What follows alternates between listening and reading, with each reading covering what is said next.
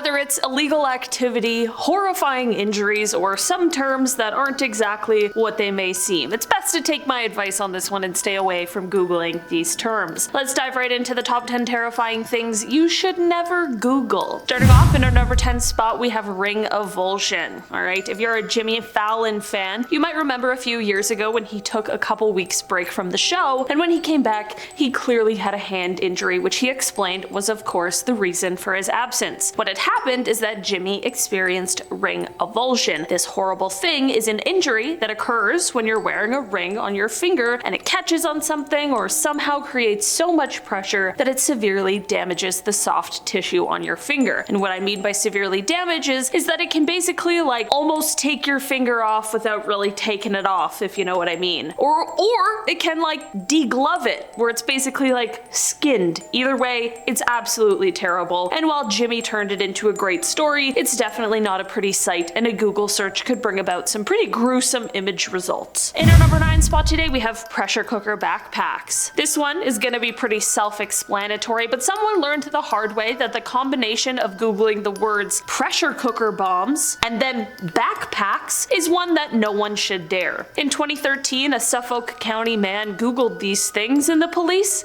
later showed up to his house. I mean, yeah, it's definitely a strange combination of things to Google one after the other, but in case it isn't just a coincidence, I'm glad someone is looking out for these kinds of things. In the end, after some investigation, the police were able to determine that there was no threat and that the man was just feeling a little curious that day. Sure, he also learned a very valuable lesson and likely regrets his search history. In our number 8 spot today, we have insider trading. Listen, I don't know anything about trading or stocks or anything like that, but I have learned to never Google the words insider trading in an international account. Someone else made this mistake and ended up paying the consequences. Back in July of 2017, MIT researcher Fei Yan ended up being arrested after he Googled that phrase and then allegedly purchased a bunch of stock. The arresting charges were 3 counts of fraud because federal prosecutors claimed that this stock that was purchased made him $120,000 in illegal profits. Apparently, this guy was using information that was obtained through his spouse's job, which gave illegal insight into certain trading options in order to make these trades, but not before Googling how to avoid law enforcement while doing it, and a bunch of other things that created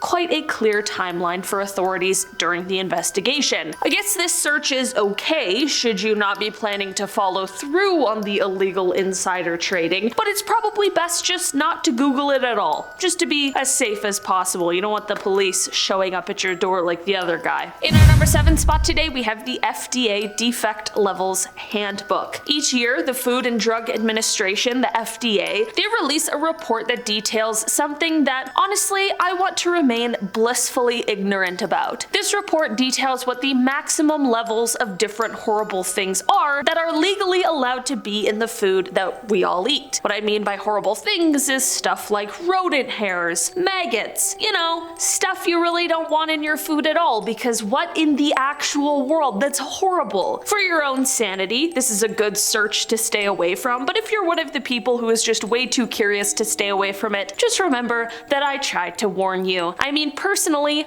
I don't want to know how many bugs are allowed to be in my food. I just don't think I could handle it, okay? In our number 6 spot today, we have Krokodil. This is the nickname that is used to describe desomorphine, which is a morphine derivative that has some extremely strong effects. This illicit substance, unfortunately, has found its way into the lives of those battling addiction, and it has absolutely wreaked havoc, and the results of its usage are truly terrifying. Unfortunately, much of the production of this substance is illegal, which only leads to an increase in the negative impact it has on the users. The side effects of it often are due to certain toxic substances, which does what is referred to as cooking the skin. Definitely sounds completely horrible. It can also lead to large-scale tissue infection or even damage in the area where it was administered. In fact, the effects of this substance are so bad that many refer to it as the flesh-eating drug. It's safe to say this is definitely something that no one should do and probably probably just don't Google it either. In our number 5 spot today, we have the Grizzly Tapes. Okay, you should never Google this because these videos should never be watched because this is something that should have never even been recorded. These tapes were the last thing left by Timothy Treadwell and his girlfriend. Timothy Treadwell was known as the Grizzly Man. He spent 13 years of his life going in and out of living with bears, which for the most part sounds like the most terrifying thing you could imagine, but for him, he wanted to show the world that you could live with bears and that they were not an animal to be feared. Well, even though he was able to spend over a decade in their presence, it's this living situation that would eventually lead to his death. Timothy was making a documentary about bears, so naturally he was spending quite a bit of time with them as he filmed. One day, while he was with a grizzly and filming for the doc alongside his girlfriend who was there to help him with the movie, the bear that they were interacting with ended up turning angry, frightened, or something happened that changed its behavior because it went on to kill both members of the couple as the camera rolled on. It's horrible. You can't see too much of what is happening, but you sure can hear it all, which is definitely bad enough. In our number 4 spot today, we have a jigger. When I hear this word, my mind goes to the bartending tool. It's like a shot measurer, okay? After I finish up my work here, I go to work at a restaurant. I see these things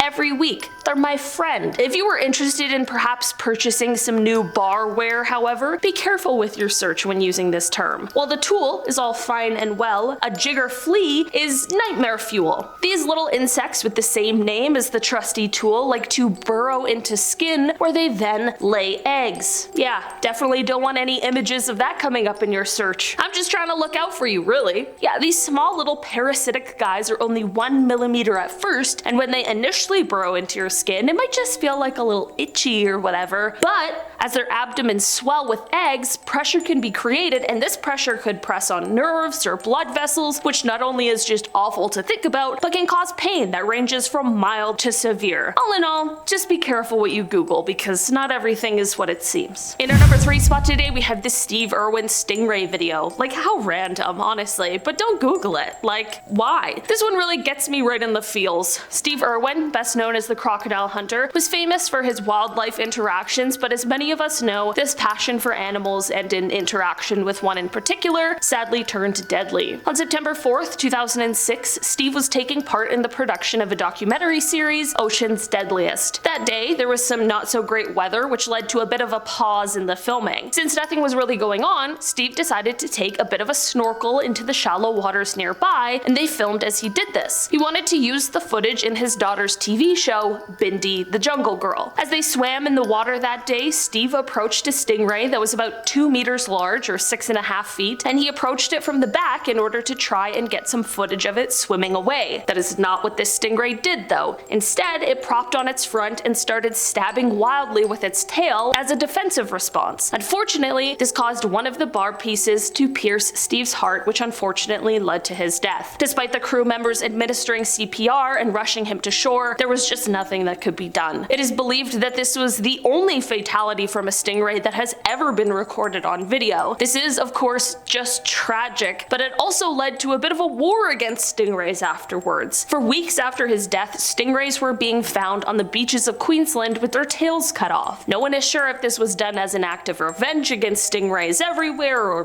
what the case was. But yeah, this is one video that don't Google. No one wants to see it. It's just terrible. It's sad. In our number 2 spot today, we have found in fast food. Of course, we have all heard tales of people making stuff up to try and get some kind of free food from their favorite fast food restaurants, but also there are some very real, very disturbing stories out there of stuff people have found, and it is all too searchable. If you searched things people have found in fast food, you'd be met with enough evidence to make you question every fast food meal you have ever and will ever eat in your life. People have found hardware parts, human skin, an entire rat, bugs, hair, and even a whole chicken head. I have a million questions, but I don't even want to attempt a Google search to find out the answers because I'm scared of what I might find out. Reading enough of these harrowing fast food tales is enough to ruin anyone's appetite. In our number 1 spot today, we have mouth larva. Pretty self-explanatory as to why you shouldn't Google this one, and I'm not even sure why anyone would. Maybe in an attempt to find moth larva information and there was a bit of a typo, but even then, maybe just stay away from Googling that as well. Whatever reason you might be thinking of or accidentally typing mouth larva into the search bar, it's best to refrain from, because this is one search that will just gross you right out. This search will definitely yield results of humans and other animals that have larvae crawling in between their teeth. Yep, exactly what it sounds like. Mouth larva. Larva and mouths. It's horrible, it's disgusting,